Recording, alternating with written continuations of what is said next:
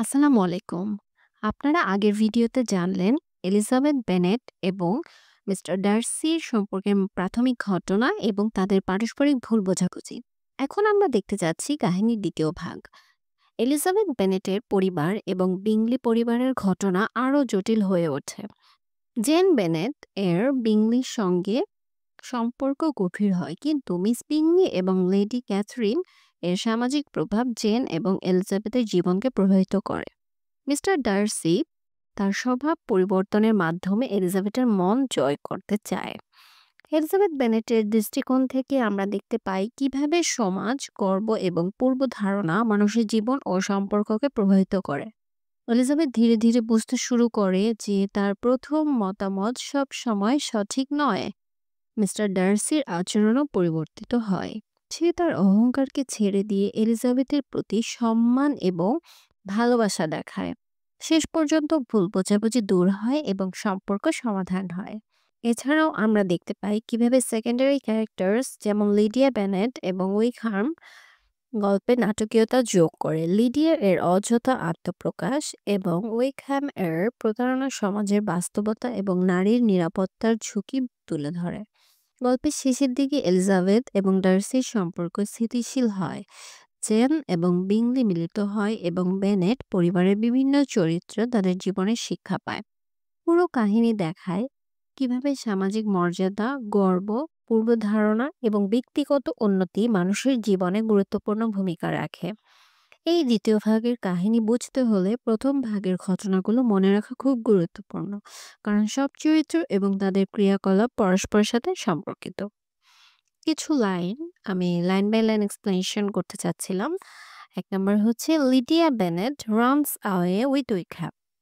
Elizabeth এবং ডার্সিরা জানতে পারে লিডিয়া বাগদানহীনভাবে উইকহ্যামের সঙ্গে চলে গেছে। এই ঘটনা পুরো বেনেট পরিবারকে বিব্রত করে। এলিজাবেথ শিখতে পারে কিভাবে পরিবারের আচরণ এবং সিদ্ধান্তগুলো সমাজে প্রভাব ফেলে। Darcy secretly helps Lydia. Mister Darcy Lydia এবং উইকহ্যামের বিষয়টি গোপনে সমাধান করে। তিনি লিডিয়ার ভবিষ্যতের জন্য এবং বেনেট পরিবারের মান রক্ষা করার জন্য অর্থায়ন করেন। এটি দেখায় যে ডার্সি কেবল অহংকারী নয়, বরং ন্যায়পরায়ণ এবং সহানুভূতিশীল। Elizabeth realizes her feelings for Darcy.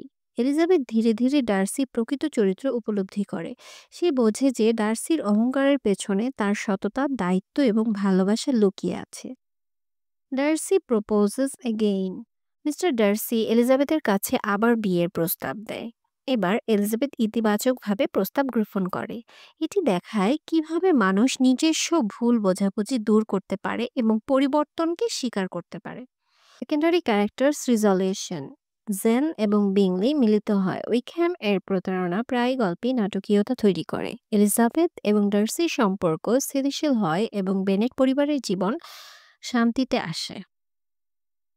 Main থিমগুলো হচ্ছে, এক নম্বরে হচ্ছে প্রাইড মানে গর্ব। গর্ব মানুষের ভুল বোঝাবুঝির প্রধান কারণ। ডার্সির প্রাথমিক অহংকার এবং এলিজাবেথের পূর্বধারণা সম্পর্কে বাধা সৃষ্টি করে। ২ নম্বরে প্রেজুডিস মানে পূর্বধারণা।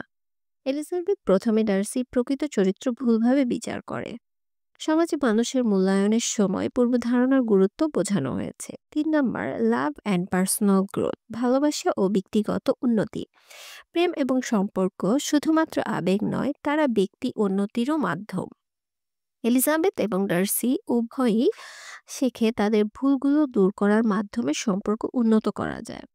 Social status and class. ৪ নম্বরে হচ্ছে সোশ্যাল স্ট্যাটাস অ্যান্ড ক্লাস, যেটার মানে সামাজিক মর্যাদা ও শ্রেণী। লেডি ক্যাথরিন অ্যান্ড মিস বিংলি দেখায় কিভাবে সমাজের উচ্চপদস্থ শ্রেণীর মানুষ অন্যদের জীবনকে প্রভাবিত করতে চায়।